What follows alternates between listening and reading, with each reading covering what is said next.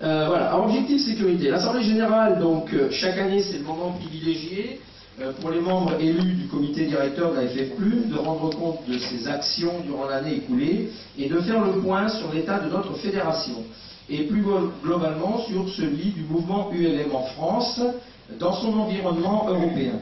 Sur un plan général, on constate avec une certaine satisfaction l'inexorable progression du nombre de nos adhérents qui, en dépit d'une crise économique qui touche le pouvoir d'achat de chacun d'entre nous, a passé en décembre 2010 la barre des 13 500 adhérents. Je rappelle quand même qu'on était en 98, quand on a pris la Fédé, 4 500. Cette progression, bon, elle n'est plus aussi foudroyante que celle enregistrée il y a 5 ou 6 ans, où c'était carrément 10 ou 20%, mais c'est encore en progression. Et je pense que pas mal de nos sœurs, de nos sœurs aimeraient bien connaître de telles statistiques.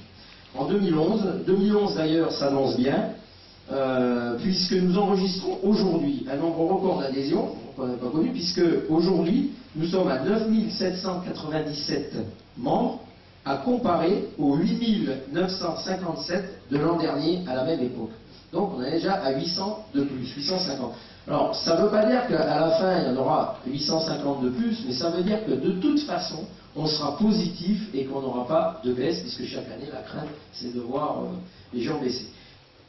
Je ne cesse de le répéter et mes pérégrinations européennes me le confirment. Le succès de l'ULM en France, toutes classes confondues, est essentiellement lié à une réglementation bien adaptée globalement, basée sur un système déclaratif qui a maintenant, avec un recul suffisant, fait toutes ses preuves. Donc, ce qui explique notamment notre combat déterminé et acharné pour ne pas tomber dans les griffes de l'agence européenne, dont le règlement européen ne lui permet de travailler qu'à partir d'un système basé sur la certification. Aujourd'hui, même le hasard, s'ils disent oh, on pourrait travailler avec vous au niveau européen, sur un système déclaratif, le règlement européen voté par le Parlement qui régit le hasard lui interdit aujourd'hui de travailler sur du déclaratif. Il ne peut travailler que sur des certifiés, plus ou moins, mais en tout cas du certifié.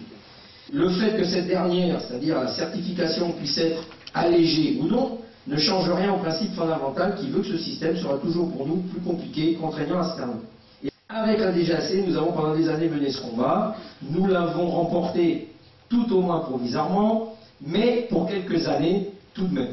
Raison de plus pour rester vigilant, participer aux réunions utiles et de rester présent sur la scène européenne pour mieux surveiller ce qui se fait, ce qui se dit et se prépare, afin de pouvoir intervenir au bon moment et pas seulement quand tout a été décidé. Voilà.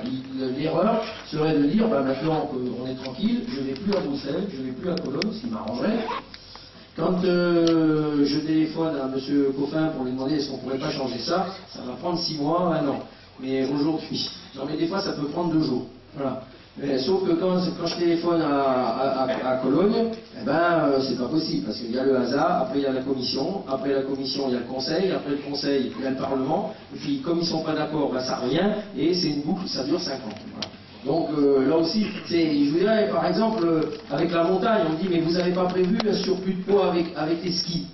Non, c'est une erreur ce qu'on a fait, on s'en est pas rendu compte. Alors il faut demander, je dis attends, pour demander, de toute façon c'est 5 ans. Et puis pour l'instant peut-être qu'on ne demande rien, parce qu'il faut qu'on nous oublie justement pendant quelques temps. Après on y reviendra dessus. Parce que si on dit qu'on relance le débat sur l'annexe 2 pour y rajouter quelque chose, c'est peut-être la boîte, on ouvre la boîte à Pandore, et hop, l'autre il va dire oui mais il y a ça, oui mais il y a ça, oui il y a ça. Et puis les 3 axes, ah oui les 3 axes. Les pendulaires, oh ça, bon, ça ne nous intéresse pas trop. Ah mais les 3 axes, ici, il faut qu'ils viennent chez nous. Donc après, on a des LSA. Bon, je ne suis pas contre le LSA, je pense que pour la FFA c'est une chose qui est très bien, et pour nous, le LSA, vous avez vu ce que c'est, hein, la visite médicale, on peut pas aller sur un ULM, l'entretien c'est pas tout à fait ça, on peut pas faire si on peut faire de l'école, on ne peut pas lâcher les gens, c'est tout un blitz.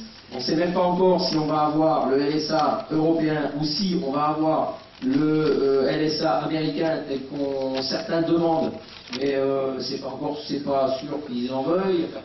Vraiment là c'est bon, nous on a nos ULM, il faut qu'on y reste, et voilà. Et pour expliquer qu'on ne change pas avec l'Europe, on ne change pas les choses très facilement.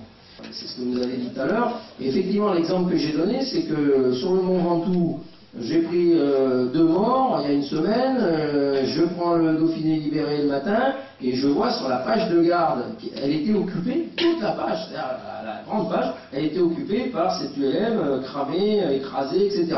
Et au-dessus, il y avait un petit truc qui était grand comme ça, où il y avait marqué « Un skieur dévale 300 mètres, il est mort ». Bon, voilà, alors, il y a 2 morts différents. Hein, et voilà.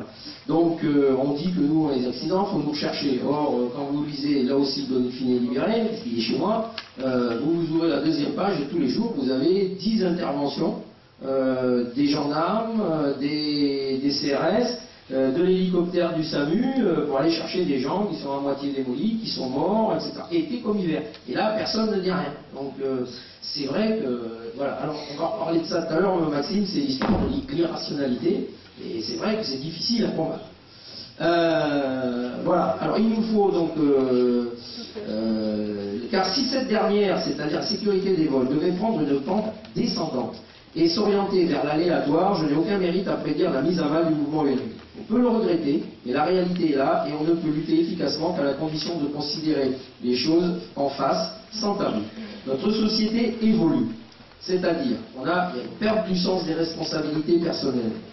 Le principe de précaution poussé à l'extrême, la judiciarisation dans tous les domaines, le refus du risque calculé. On refuse à chacun de nous de prendre des risques calculés. La société ne nous laisse pas, ne donne pas l'autorisation, la permission de prendre des risques comme on le veut. Exigence de l'obligation de résultat dans toute action. Aujourd'hui, vous emmenez quelqu'un, un copain avec vous en ULM, si vous ne le ramenez pas vivant, vous êtes un véritable assassin. Alors que quand on monte dans une voiture ou dans un ULM, on ne peut pas garantir à quelqu'un qu'on va revenir à 100%. C'est comme ça. Et si on me dit le contraire, bon, moi je veux bien, mais alors je ne vois pas ce qu'on fait sur cette terre.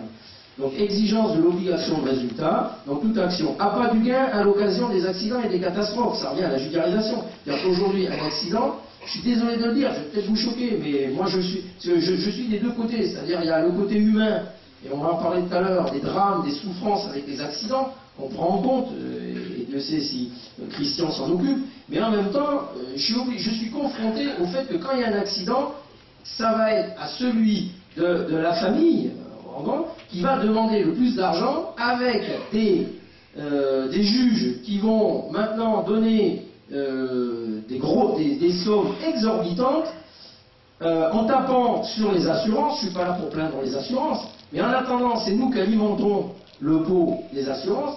Et quand vous voyez, tout à l'heure on en parlera, que sur un accident c'est 700 000 € et un deuxième accident c'est 400 000 €, alors on en a plus que ça des accidents. L'année dernière on avait une trentaine de décès. Je ne voudrais pas vous choquer en disant ça, mais là on est sur le côté droit. Un gars qui se tue tout seul, bon, c'est un individuel accident à 15 000 €.